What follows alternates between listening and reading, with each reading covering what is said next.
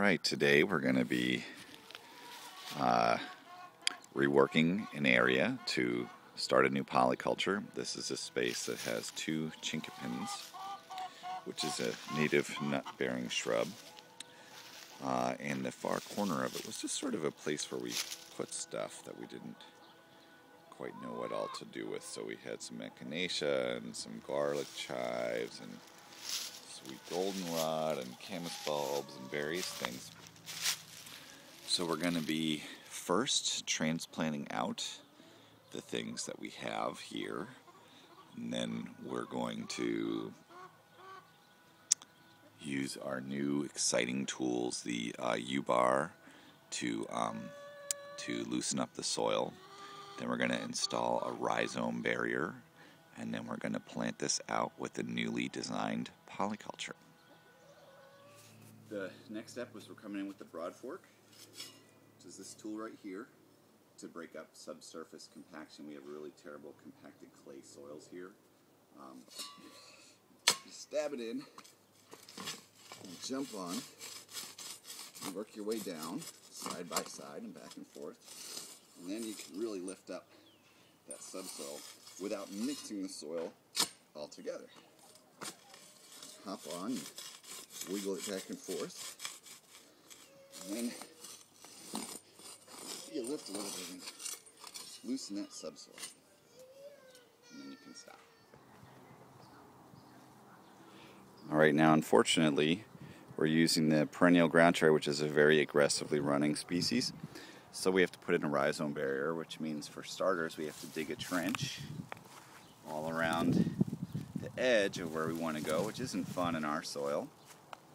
And then we're going to put some of this rhizome barrier material in, and we'll show you how to do that next. Okay, here we go. We're going to install some rhizome barrier material. This is a professional bamboo type that we ordered online, and we've cut it in half because it doesn't need to be as deep here, which is good because it means we don't have to dig so much of a trench. So this is the first part. We're going to do the second piece we have. We're going to come around. You want to make sure you have at least a 6-inch overlap there so that the roots don't escape out in between. And we're just going to kind of backfill this on both sides with the soil we dug out. And we end up also with this nice barrier above ground, which will help keep plants that spread by roots that way out. And it may end up building up a little bit inside that over time as kind of a raised bed, which would be okay with us too. We just want to keep these plants inside and keep them from getting out. We've completed step 1. As you can see, we've got our rhizome barrier all around. It's up a little higher than we'd like, but subsoil is very, very tough. And it will help keep the plants from spreading in and out, both above and below ground. Both from this side of the bed going in and this side of the bed going out. So the next step is to get some compost on there and start planting.